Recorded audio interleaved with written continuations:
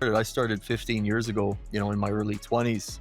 Some people kind of underestimated me and just wanted to, prove them wrong and, show them that, hey, even though I'm young, I can push through. Today, we're going to be speaking with Vince Fiacco. So Vince has there's 3 agents on his team total.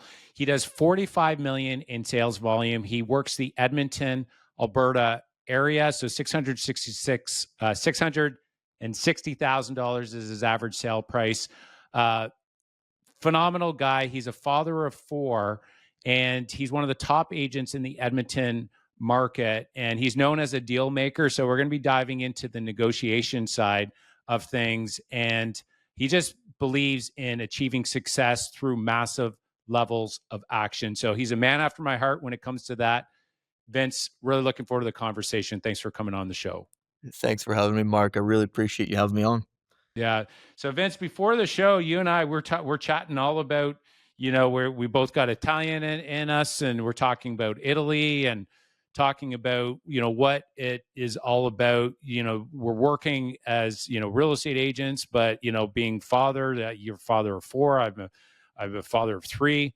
And so it's there's a lot going on. I know in both of our lives right now, but this is going to be about you and your track record of success and how you got there. So, if you could share a little bit about your backstory as what actually got you into real estate, and then we're going to dive into some of these other topics like negotiation and taking action and what you did to become successful. No, for sure. Having 4 kids and a beautiful wife, it's a juggling act, right? And you just do your best every day, and you just keep moving forward. So, yeah, where it all started, I started 15 years ago. I was, in my early 20s, and some people kind of underestimated me and just wanted to, prove them wrong and show them that, hey, even though I'm young, I can push through. I want this, and just having that obsession to uh, to pursue this business, right? So that was a big driver, right? Is starting young and proving some people wrong and getting it right along the way. So good. So what was like, so early 20s, you're getting in, you had a lot of people doubting you. Was there any sort of like prior experience, business experience that you brought into real estate that maybe you could share, or was it just blank canvas and you started with sheer desire? Just, at a young age, as a kid, Christmas time, playing the game Monopoly, it drove my fascination for real estate and, reading, the Rich Dad Poor Dad book along the way and, a few things that, spiked my interest and, just driving around town with the parents and seeing beautiful buildings being built and looking at the skyscrapers and just being in awe of, "Hey, I can be a part of this," right? And, it was in high school, it was, there was a human resources teacher that, sitting down with him and my dad, and I was kind of a troublemaker in school, a little bit of a comedian, right? Getting kicked out of the class and just a funny guy. And, so I sit down with him and he's like, "So what do you wanna do with your life?" And I said, I wanna get into real estate. I wanna be a big shot, real estate developer." And he's like, "Why don't you just be realistic? Get into the trades and, you know, you make a good living, right?" And, tradesmen work their asses off for sure, no question, right? They're the salt of the earth. They make things move. But, I wanted something different. And, so you know, I pushed and I got into this when I was in like early 20s and just, no business experience, just learn along the way. Man, Vince, it's a very similar story for me. When I got into real estate, I thought, what better way to learn about investing in real estate than become a real estate agent? And so I was always looking at the real estate section and, looking for investments. And that same book, Rich Dad Poor Dad, was a catalyst to buying our first investment property and actually what really drove the real estate desire as well. Yeah, Um, similar, same here, right? Yeah, and so this is where, your dad, which, would have been somebody that, was in the inner circle, letting you know, like, being realistic, of course, he would have been coming from a place of wanting the best for you, and, not realizing that, there's this big dream there. How did you view that? Because, like, it's interesting. There's two different takes that somebody could take. Somebody could, like, take that as, that is truth, and I'm just going to stick to that, and they're going to get into something, against what their main desire. But you took it a little bit different. And did you use that as, like, some fuel? I I'm going to use that kind of, absolutely, yeah. absolutely as fuel, and a little underestimated. Yeah, no, my I was in the meeting, and my father was the one that, said, "Hey, do it," right? The human resources teacher was like, "Hey, just be average. Just do your thing. You're a C student. Yeah. Um, you're not gonna make it," basically saying that, right? And so I wanted to can do something to prove Yeah. him wrong. Yeah. And so I got into the business of real estate, like I said I do, joined a firm. It was 2010. I was 21 years old, and I was working a full time job. I bought a home when I was young, and then I was doing real estate part time after work.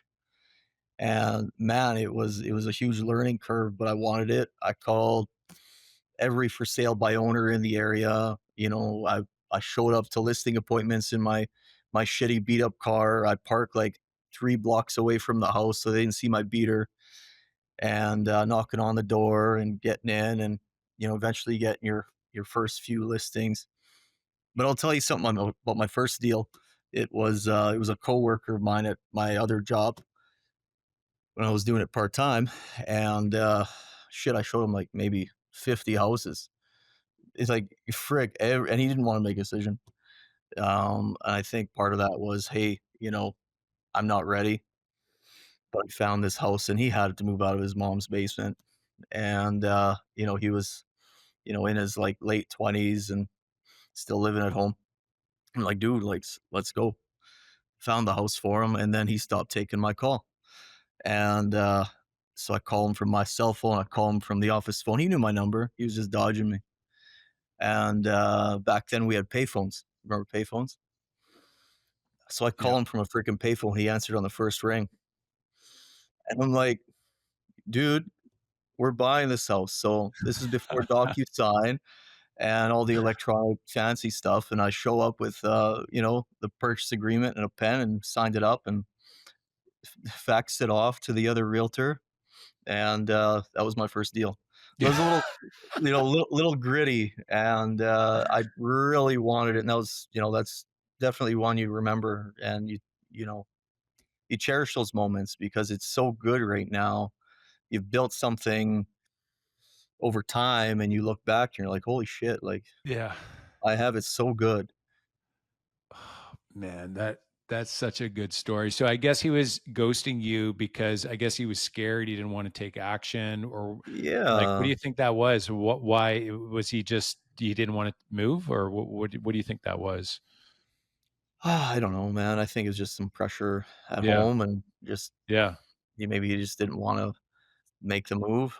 But he was at the end of the day, he was glad he made the move. I would And imagine a few years later, you look back and have a conversation, tell me about the conversations after that, that no, encouragement that you he gave was him. he was grateful. Like, I mean, Grateful. he had his own space. Yeah. He created an asset for himself. And, yeah, man, like, he did that, it helped him, and he did that Thankful. at a young age, moved him out of his mom's basement, you know? See, there's a really important lesson here, I think, for the agents listening, Vince, is that I think, as most real estate agents, most of them think that, you know uh, being an order taker is being a good agent. So you tell me what you want, I'm going to go do it. But what I want everybody to really think about is when you go into a restaurant and you get a server that is like passionately engaged or full out, right? They're you ask them what you'd recommend to order, and they're like, listen, people come in here for this. This is our special dish. This is phenomenal grandma secret recipe, flown in from Italy, all the rest of it. And they guide you on a decision, and you taste it and you like it. All of a sudden, like you're an advocate. And so compared to walking in and then you ask what they'd recommend, and they say, well, what do you like, and they're totally disengaged, totally different experience. As an agent, I am a firm believer that we need to be a guide, and a lot of times we need to be like very encouraging, and in some cases like what you did, I'm coming over here and we're going to go buy this house right now. That is a perfect example of being a guide and like encouraging people and helping people over that fear, because that was he's probably scared to take action. It's like this is a big thing, but he needed a somebody there to like be firm with him. And I think that's where we have to really put on our advisor and authority hat when we're working with clients. And I'm sure you've taken that core lesson that you learned on that very first one, and you've been the guide along the way, and has probably been a big part of your success as well. Totally, and you take those fundamentals along the way, and you just keep pushing forward, right? I know it's true, like, you can't just be an order taker. Like, I think the way tech's moving, it's you're either gonna be at the top of the game, you're either gonna be a top producer, you're gonna be, you know, you don't wanna say it, but like an Uber driver, but like an Uber realtor. You that's where that's where tech can cut out the industry. So you really have to be on your game. Yeah, 100%. Now, Vince, you strike me as being a very disciplined guy, right? Regimented, I would imagine. What are some like regular habits or routines that you do on a regular daily basis that's helped you in your productivity through the years? Absolutely. I like to keep it simple, my friend. Like I stand by a few F's. I won't say the F word, but here are the F's. It's family, fitness, and finance, right? And those are my core principles. Those are my core fundamentals. Um, keeping fit keeps you sharp. If you're sharp, you have a strong mind. And if you have a strong mind, you're focused, right? And you want to be focused on your task. You want to set a good vision for yourself and achieve those goals that you're looking to hit. So there's a mix of things I do, right? And I'm sure, anyone that's high performant has their own way of doing things, and I have my own set way of doing things. So, what is your we'll say your regular weekly when it comes to fitness, for example? So, there's a lot of agents out there. It's like, listen, I'm so busy at work, I'm too busy to go work out. So, what does your weekly routine look like for working out? Because you're doing, big business and you're working out at the same time. So, for the listeners out there, maybe you can explain a little bit about what you're doing on a weekly basis there for fitness. No, for sure. And I'm an early riser and I'm a late. I go to bed 11ish and I'm up at like 4:30 in the morning. I hit the gym at 5 a.m. and I do, a hit routine. I do a mix of that. I do some cold plunges, I do some heat and the steam. Um, do some yoga. You know, it's just a mix of things, and keeping a good diet. It's it all flows right. If you have a disciplined body, a disciplined mind, it's a lot easier to be focused. Yeah, 100%. I mean, for me as well, it's like when from a fitness standpoint, when you're on the ball there, I find that uh, taking down hard tasks are a lot easier. I mean, that's where I'm a huge cold plunge guy myself. And so when you do that and you do hard things, all of a sudden making that tough phone call, you just move a little bit faster on a day-to-day basis versus kind of waking up, rolling out of bed, and then going through the day, and then you're scarfing down Skittles and Doritos for lunch, and you can only run fast for so long by doing that, right? You gotta for the long game, you gotta look at it. How sharp do you feel when you get a good workout in? Oh, yeah, hundred You percent. put Even if you have an Yeah, injury, you push through that injury, you're still pushing along. you feel, like you can conquer the day versus, Mm, waking up, doom scrolling, eating something, greasy, and then, it's just a different feeling when you're yeah. doing something healthy in the morning. And Well, that's why, I do it first thing in the morning so you can get out of the way, 'cause it's tough to do that, midday or in the afternoon, in the evening. It's tough if you've had a long day, real estating and family and everything, right? yeah, 100%. And that, yeah, I totally agree with you. It's like Brian Tracy talks about the idea of eating the frog. You do the hard thing in the morning, and then everything else after that becomes easier. So, 100% agree with you on that. It's a game changer. And I just think as a business person, if you're physically fit, I think that you command more respect when you meet people. It's like the people see, okay, well, so like you're your own business card. I think, business cards are You're a kind of, walking they, business card, you, absolutely. right. And people, they judge you based on how you look. Like, then maybe it's not fair. But if you walk in and you're physically fit and you're dressed really well and you hold yourself well, instantly you get authority. And so compared to, you're just not taking care of yourself, you're walking with shorts and flip-flops. There's no way that a guy like you that walks in on an appointment and somebody else that you could tell they're just not looking after themselves, but they're not even physically, from a dress standpoint as well.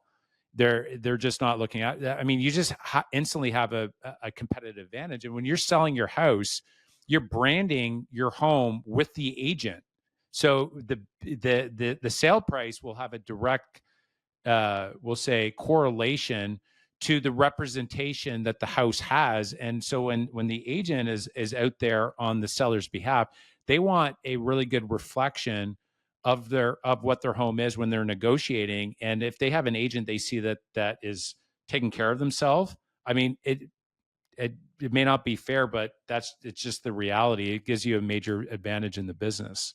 I could say if you're physically fit, your business will double. If you show up and you're sluggish, you're not gonna have that extra push to make that extra phone call or help negotiate that deal. Like, you just won't have the oomph to push forward, right? And, dude, when I first joined the business, I was I like strength training and doing heavy weights and this and that, but I had a size 36 waist and my suits were pretty thick. And as soon as I dropped down to a size 30 waist, man, my business doubled. And you're just sharper, man. Yeah, yeah, that's very, very You cool. cut out all the pasta and eat steak instead, you know what I mean? Yeah, unless you go to Italy, Vince, and then you gotta have the pasta, right? Of course, pasta, But pizzas. Tell me about it. but you're walking there, and so you that's the good thing. So you do a lot of walking and you burn it off. But you did say a really good point. I just want to really underline it. You said you cut the pasta and eat the steak. That's one thing that I've identified through the years that's been a massive changer for me is like if you can increase your protein intake, and ideally it's like for there's a gram per pound that you are. So if you're 200 pounds, eat 200 grams. If you could do that a minimum, then you get a lot of, you're going to start eating less carbs, which you're going to cut weight down. And that's been a big game changer for me, especially after I hit 40. I'm 42 now. And as soon as I hit 40, all of a sudden I felt like working out became way more important. Walking became more important. And when I'm putting in my mouth, and when I'm putting it in, like if I'm eating a big meal right before I go to bed, I don't know, I'm not sleeping very well that night, right? So it's interesting. As you know, I was told this when I was younger. Things will change, but anyways, it's all good. You just need to be proactive with it, right? When you know that stuff. Of course. All right. So we talked about fitness. I want to talk a little bit about family. So what are some things you do to be a good dad?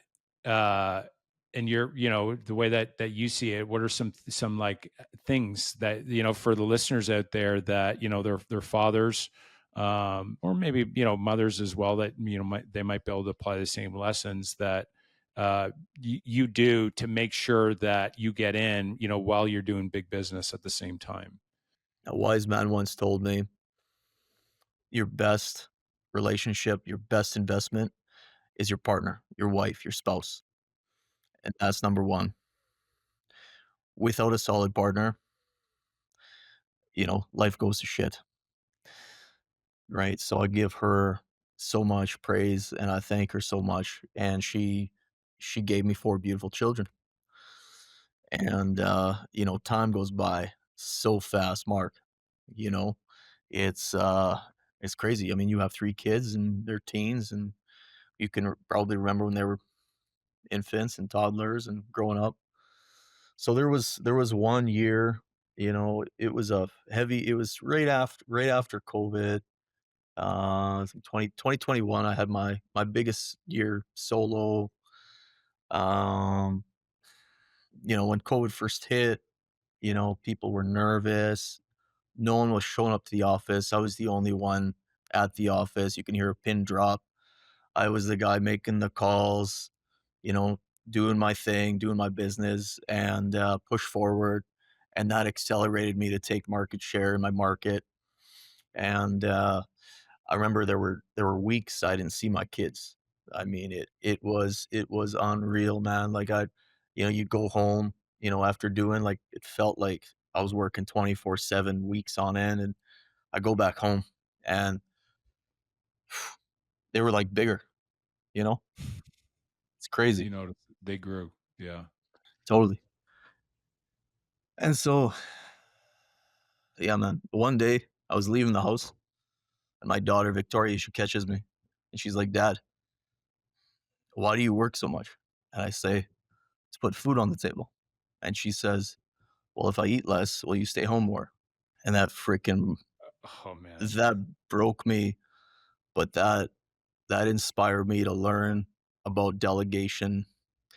And I came across, a few guys, few rookies in the business, and, delegated, learned the delegation game, and handed off a few business deals to some colleagues, and came across a real sharpshooter, new in the business, molded him. And I never took Sundays off, but having him, I said, "Hey, dude, I want to spend time with my family.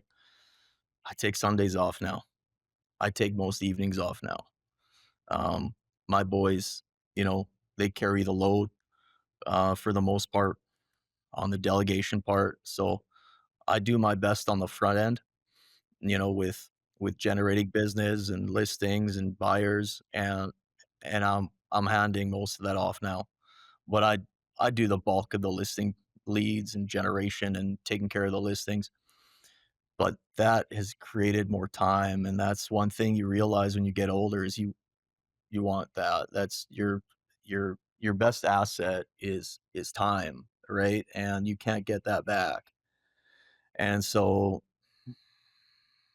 you do things to try to create more time. So you want to be more productive, right? But how do you create more value with your time? So you become more focused. And of course, delegation is part of that. Um, but being more in your time, more present with your time. So when I was in Vegas, I took out a Ferrari on the racetrack and I was going very fast, right? And the race car driver beside me said, "Hey, this is where you go. This is where you turn. This is when you accelerate." And you just learn to be present in that moment, right? And so if you can be more present in your time, time will go slower. If that sounds crazy, but you learn to appreciate those moments. You know what I mean? Uh, Man, this is a really great analogies there. I love the story with your daughter as well. Like that to me is, man, it's their kids are so beautiful in how they communicate, so direct yet like innocent, and just wearing their heart on their sleeve. Like, Absolutely. I'm there for every soccer game, practice. I'm there. I bring them to their swimming lessons. I'm there for school pickup, school drop off. I'm there. I don't miss a beat. I love it. I love it. And look at, I mean, you're proving the the typical real estate agent that has to work 70 hours you're proving otherwise, that you can do large business and at the same time, be with family. It is something that's interesting. Our highest producing agent on our team, so my it's Thomas. Uh, he happens to be my brother as well. He sells about 100 homes a year, and has breakfast with the family every single day and dinner with the family every single day. And so it's one of those things that if this idea of compression of time, so like Parkinson's law is that the work that you have will take, from a length standpoint, the amount of time that you give it. So that's why if you have and successful business guys know this, that if they take something that somebody gives them, and that they give somebody, and they say it's going to take this time, they'll cut it in half and somehow they get it done, right? The key is And being effective with your time, Mark. That's the that's trick. right. That's right. And if you give yourself less time to do a task, and you have a deadline, like the kids' soccer game or dinner's coming up, you're not screwing around. You're not going on social channels, scrolling. You're not checking emails, text you, or if you are, it's like anything, you zone out everything, kind of like that track that you had said. And there's a really good movie where it really honed in, where it was like, oh yeah, there's a race car movie that had that, but then Billy Chappell, actually, this is a baseball now, baseball movie where Kevin Costner, before he pitched, he says, "Clear the mechanism," and it was Totally. like zoned in on just the pitch, You focus right? on that moment, right? Right. And when you focus on, I need to get this and this done by this time, all of a sudden everything zones out, and you become like, it's like you're in the zone. And if you can get, the more you can get in the zone, or that work, that they call it like flow, you become like a superhuman, right? And then you get to your kids, you got motivation, you get to the kids' game on time, right? So love it. You have to be obsessed with that result, right? Yeah, it's got to be important enough to be able to cut the noise. And so that's where, when agents tell me like they're working 70 hours a week and they're at the office, like I'm always like, okay, what are the key activities that you did? So we don't get paid per hour in this business, right? It's like, how many calls, how many conversations did you have? That's the bigger number. And if somebody works, half the amount of time and do twice the conversations, that to me is the winner right there, right? Is that there's no trophy for hours, right? No, So there's no yeah, trophy, man. You're not gonna get a yeah, participation trophy. It's what you produce. love it, That's the love it. value you produce, right? No, I love your intensity and focus, and prioritization as well.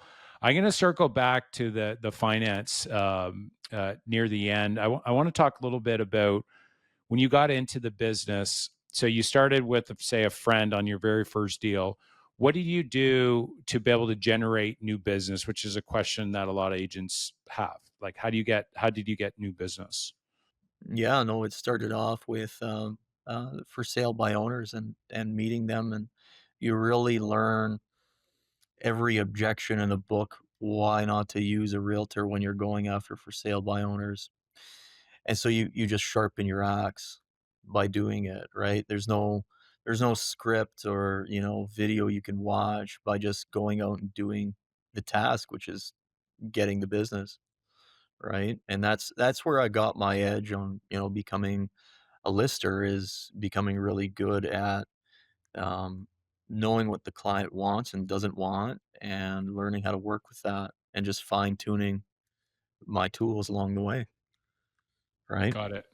So now, when you were going after for sale by owners, uh, was it just you look them up and dial them, or did you actually just go and visit them? Like, what was your approach? No, no. I set up, it wasn't a cold approach. You'd set up the appointment to view the home, and then you'd have a chat with them and see where they're at, and, if there's an opportunity for a conversation, then you jump in, right? And it's about relationships, right? And you're kind of, you want the business, right? You wanna get in there and get the business, but at the same time, you're building rapport as soon as you walk in the door. The first few seconds is crucial, and then you're building kind of relationship with them because you wanna obtain a client, right? And so, you become really good at that. And say, what would be your conversion from having going on, say, like 10 of those appointments, and to be able to say yes, okay, we're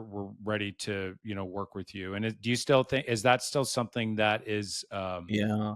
a, Well, a good at the approach today? beginning, for sure, and it can be a good approach. There's 1,000 different ways to lead gen. You know, all the agents, new agents, old agents, you all have your own way of doing business and getting business.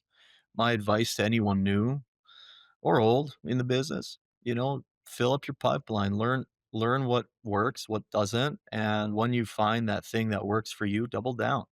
Go all in with that thing that works. And so, some agents are strict, with their, you know, their cold calls, or they door knock, or they do direct mail, or they do social media advertising, and some are just, referrals. I think you need a mix, right? You need a good mix. And then when you find the few that are producing the result you're looking for, then you just double down on what works, right? There's no silver bullet. And of course, starting out, it's going to take some time, but through consistent action, you'll see the result over time. You just have to keep stacking those wins. Rome wasn't built in a day, and just keep pushing forward, right? Hmm. Got it. Okay. So we got leads now. So the next part is you're going in on an appointment. So say, you're going on a listing appointment. Let's use that as an example. When you go in on an appointment, do you have a set presentation that you follow? Is it a matter of you go in and like, is there a system you follow, or is it more so you meet with them, build rapport, or maybe you can kind of take us through what has helped you to be able to take an appointment and be able to convert it into a signed agreement? No, absolutely. And it all starts with the initial engagement, and that's, typically over the phone. And you gather as much intel as possible, and you can kind of tell if this is going to be a one-step appointment or a two-step appointment. And it's case by case. But typically, you know, you walk in the door and someone's like, "Hey, what do you think it's worth?" So you come loaded with, some ammunition and some comparables, and you talk shop, and you figure out a game plan and kind of go from there. Got it. Okay, so you walk out, you have an agreement now signed, so they're working with you. What are some things from a customer service and delivery to be able to do a really good job? Like, what are some things that you do that at the end they're like, wow, that was really great service? Right? From start to finish, right? You're giving them the white glove service from start to finish. Being available is number one. Having market knowledge and working with someone that's experienced in the area, then they feel confident working with you, and you know, having that competitive edge to play to win, knowing that they're going to get you a good, you're going to get them a good price for their home. And in some markets, and there's multiple offers, so it's navigating through that and knowing how to negotiate and make sure that your client is, obtaining the highest possible price. So there are different scenarios that take play on the listing, but for the most part, it's just delivering the result that we're looking for and achieving the end goal, which is, sell their home, for the most amount of money possible, and, helping them move, right? Hmm. Got it. So Vince, you're known here as the deal maker. That's something that you're known for. That. What are some of the key attributes that you think make a really good negotiator? It all boils down to your fundamentals, man. Being obsessed with the result, being obsessed with getting your client the best result and playing to win, right? And having confidence that you're going to get the job done for them, right? Everything else comes into play, man. From negotiations to how the deal's done to negotiating terms, right? Those are the fine little parts and the fine little details in the Yeah, transaction. For sure. It's interesting when sellers are, or even buyers for that matter, when you're negotiating with them, I mean, it goes back to not being an order taker, right? Being a guide, but you had said something there that I totally agree is confidence. It's like they're looking for a guide that is confident, that's going to give really wise counsel. And so that's where I think the result is, the other thing that you had mentioned that's really important is like, what's the goal here? What are we trying to accomplish? And so for us on our team, we talk a lot about we're hired to get a result and to create the best experience getting there. And so that's where, when it comes down to it, people are hiring us to sell their house at the most amount of money and to buy the house at the best price, but to make it a great experience. And I think a lot of agents, they somehow get confused about what the goal is they're trying to accomplish. They're not trying to, and I think a lot of them go to, I'm trying to make them like me, versus I'm the result is they've hired me to do a job and I'm going to get the job done at the and make it the best experience there for them as well. And that's where I think the difference between getting a deal together and being liked sometimes is are two different so you got one agent that's being, saying all the things that the client wants to hear, but sometimes I'm sitting in the negotiation and the client is going down a certain direction, but sometimes I've been like, here's where I'm coming from, and here's the reason that it's really important, because based on what you told me in the appointment, this is what you're going after. This is what's really important for you. And this is what's standing in your way. And this is how we're going to overcome to be able to get you back to that dream that you're going after. So it's like steering them back and being confident and sometimes really firm, like in a loving way, that this is going to be the best thing for you. I think by staying focused on the result and the goal that you're going and being confident, I think that is a big one that some agents, they just don't get there, and something that you're exuding and what you had communicated is exactly that. It comes over time with, you stack enough wins, you know, Yeah, future clients see your sold signs in their neighborhood and they're like, "Well, shoot, let's call this guy. He's delivering all the solds in my area." So, you get enough of that and it just compounds over time, right? It just again, Rome wasn't built in a day. You're building an empire and, you know, you're building a business at the same time, but you wanna deliver result. And day by day, just make every day great, right? Stack a win, stack an appointment, stack a client, right? Get another deal, go on to the next one, right? for So, sure. Yeah, and that builds confidence, right? You stack the of more wins, you got course, evidence of you're a winner. absolutely.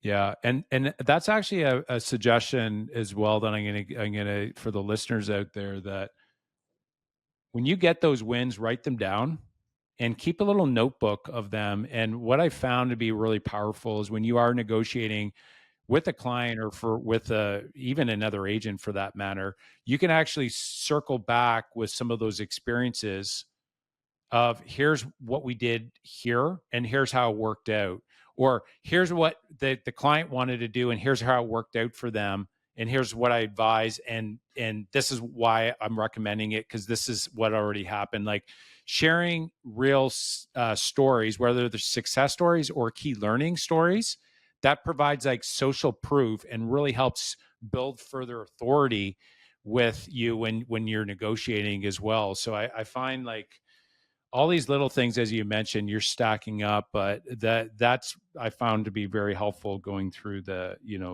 negotiation side of things as well. And being in an environment that you can share your wins and you get clapped for it, right? And we're all in this business together. You know, some of us are competitors, but we can all win. There's enough business for everyone.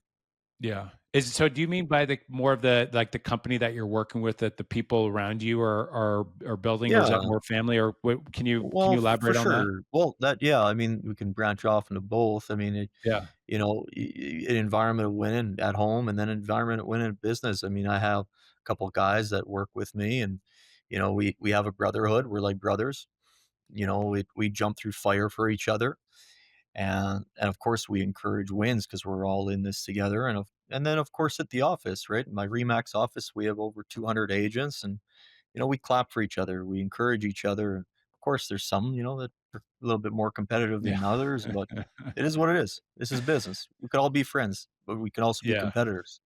And 100%. right, 100%. Yeah, it's actually even, I mean, on our team, we have like 40 agents, but like we have a leaderboard and there are like, um, they're highly competitive. But it's like at the end of the day, we're all, hanging out and like you had mentioned, there's that tightness, but at the end of the day, nobody wants to see their name at the bottom of the list, right? And totally. so, and even when they're at the top, even though they're really close, they're like, "Hey, just got a deal." It's like, "Ah, man, okay, I'm going," right? And there's something really powerful when you get around other top producers and you're encouraging and pulling and pushing each other.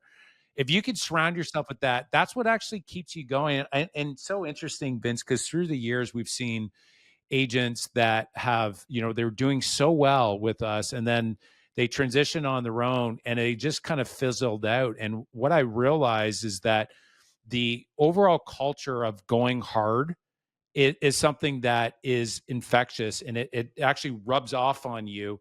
And so the days that you don't feel like going, you're like, oh man, I don't want to be on the bottom of the leaderboard. I'm going to make that extra call. I'm going to stay a little bit late. And if you keep doing that day over day after day, you get ahead and you put sales up on the board. But if you don't have that, you like the days you don't feel like doing it, you don't have any extra motivation for that, and you fizzle out. So, I mean, I'm glad you found that, but I Culture think of winning is infectious, my friend. you And got it. if you can surround yourself with a few badass animals, Yeah, life is great. yeah, for sure. And I think there's a difference between like unhealthy competitive Of and course. healthy like encouragement and competitive and No, for sure. right. And of course, there's that saying, the greatness and insanity are next door neighbors, and they borrow each other's sugar, right? Okay, I haven't heard that. I think it was on a Can Joe Rogan say that podcast or say that something. again just for the listeners and for myself. You said yeah, Greatness and insanity, they're next door neighbors, yeah, and they share each other's sugar.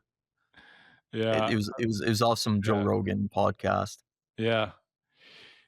I think it's interesting because as a real estate agent, you get in the business and the only way you get compensated is if you are successful adding value to the marketplace. And a lot of people, they look at that and that's not a very attractive thing. It's like, what's the salary, right? But uh, Different world, man. yeah, 100%. Very cool. All right. Now, in regards to say referral, repeat business after the sale, is there anything that you do to build your past clients and to be able to encourage referrals and introductions so that they can continue to grow the business? You know, besides giving them a badass experience at the sale, it's, just keeping in touch and doing client events.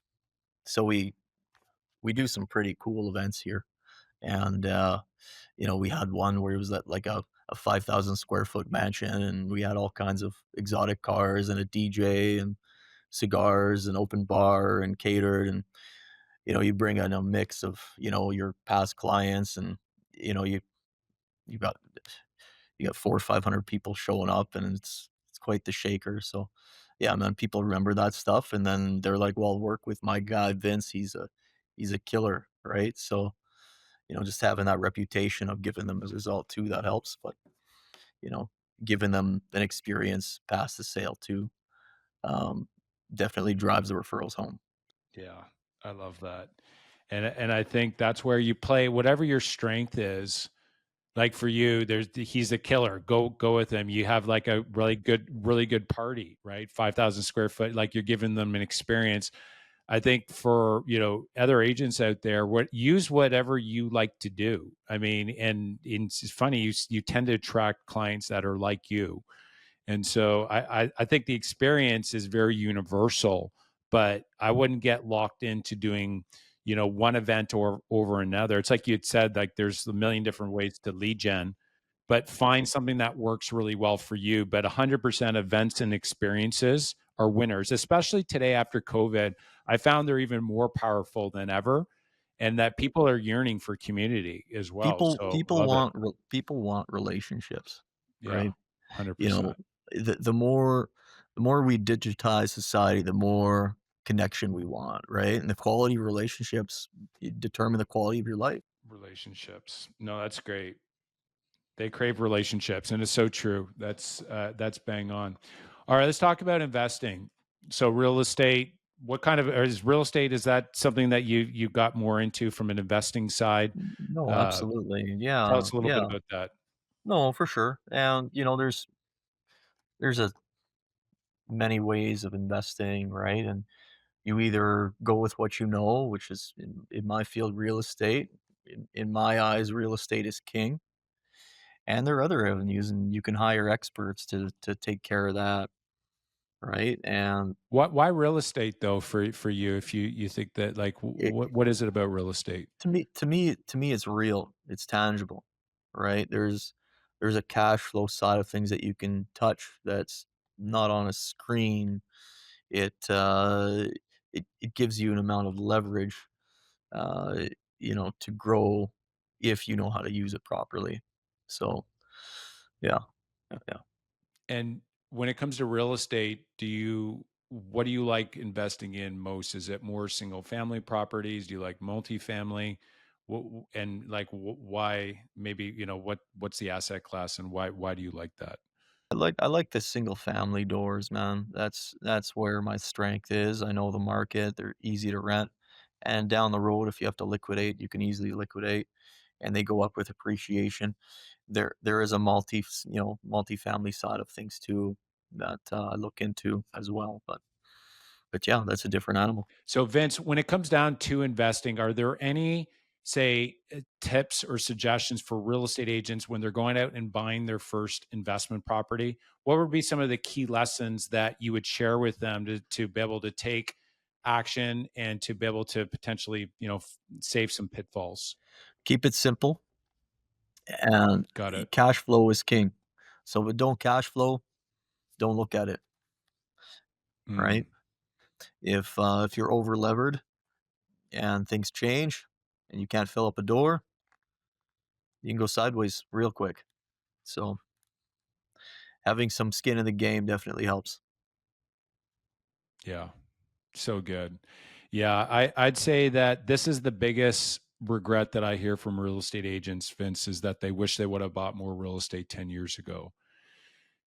And I could tell you, for us, I mean, we were buying properties right from 2008, and we continued buying them through the years as well. And I'll tell you that real estate wealth, it's like it so there's it's kind of like bamboo. It takes 3 years to grow the roots, and then all of a sudden it shoots out and it can grow like 3 feet a day. And so I share this example in the past, but real estate's very similar. You don't see it immediately, but after a few years you're like, oh my goodness, I got a lot of equity in this property. And then you can take that equity and go buy another property, and again and again. And so if you want to learn how to be a millionaire, and that's a lot of agents in the business, they have this vision of being a millionaire, and it's totally possible. But you need real estate investing to be able to get there in a much more we'll say, like it's just a matter of time. A way. So if you are trying to save up and then invest in the markets, you don't have that leverage that you were talking about. And the other thing is, it actually makes you a better real estate agent the more that you own as well, because now you can speak with real estate investors and you can speak their language, and you look at it from a different perspective versus like direct comparison. That's single family, but when you're investing, you're looking at more from like the income approach as well. So it just makes you better. And I just, like, I'm a huge advocate of real estate investing. And so it's, man, that's the encouragement, because 10 years from now, we're going to be looking back in today and That's something, I with, mean, everyone could wish they right. could do more of is buy more real estate, right? Yeah. Yeah. 100%. And I don't see a world where 10 years down the road, we're going to be looking back in today and saying, oh, the prices are down. I just don't see it. I mean, material costs are going up.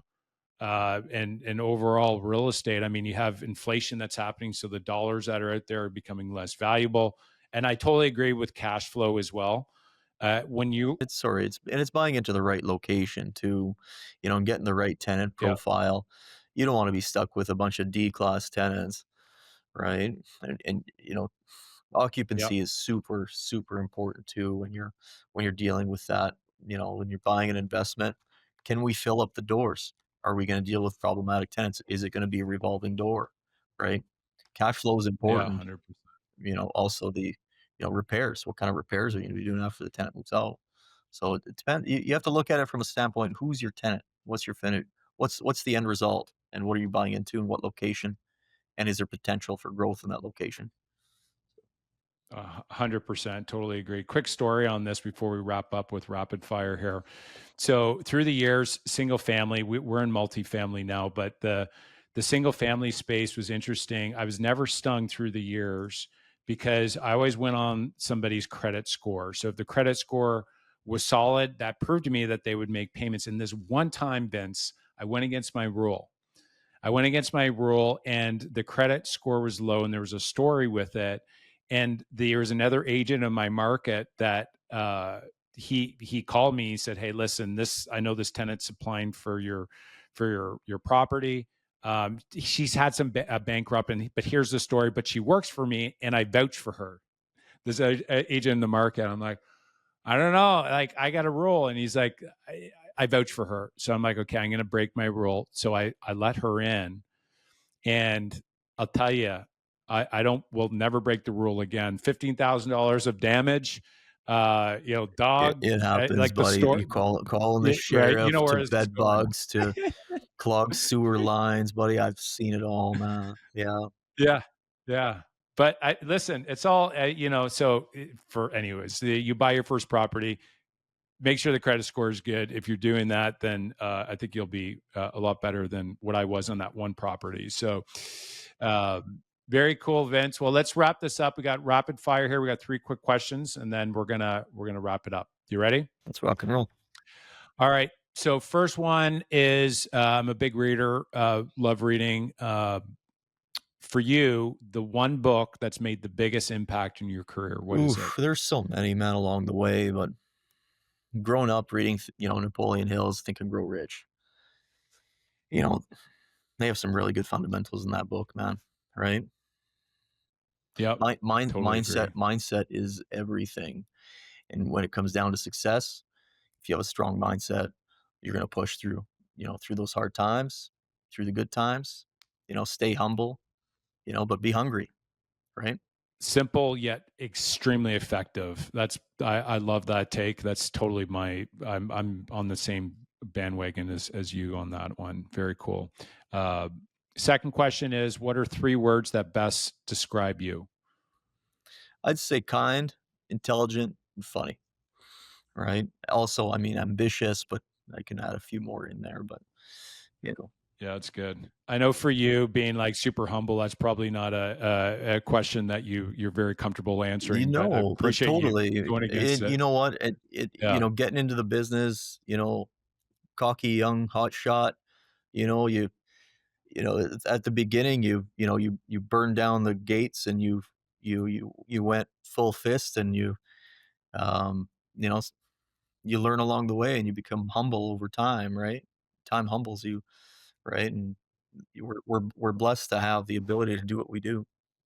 Yeah, I grew up playing hockey, and you got a cocky guy that got the crap beat out of him one game. All of a sudden, he's not so cocky, right? And so, I think in business, you get beat up a few times, and all of a sudden, that can knock the wind out of you pretty good in a good way. And there, you can take it 2 ways, right? You could take it like, "Oh, I'm out of the business now," or you can go back at it. And so, sometimes having something not great, or client kind of rips you off or whatever, it humbles you in a good way, and it's actually in the long term it's actually a good thing for you. Interesting. All right. And last question, final words of advice or wisdom that you have for the listeners to be able to, take their business to the next level. Absolutely. Three lessons I would say if you were to take these ones and run with it is live with intention. Time, don't waste it. Pursue greatness. Go for it.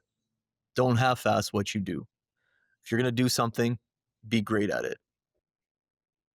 And the importance of self-love. Be healthy. Take care of yourself. Well, that's words of a very wise man and a top producer here as well. So, Vince, for the listeners out there, if they want to send you any buyers or sellers that are thinking about buying or selling and they want to refer business your way, what's the best way they can reach Yeah, out and no, for connect with sure. you? You can go to my website, vincefiacco.com. You can reach me on my cell, 780-667-6978, or, Instagram if you have that at vincenzo.fiacco. Yeah, pretty easy to get a hold of. So be happy to help Amazing. with anyone's referrals coming to Edmonton. So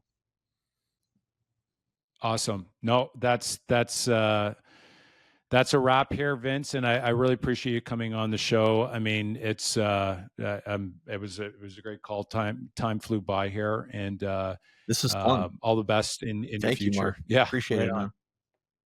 Have a good Appreciate day. it. Well, thanks for listening to the show, guys. If you liked it, you can go ahead and share and subscribe to the channel.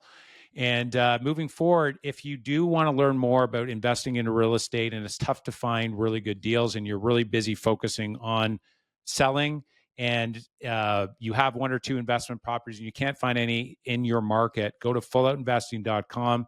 You can find out a little bit more about what we're doing down south of the border in the multifamily space. Go to fulloutinvesting.com.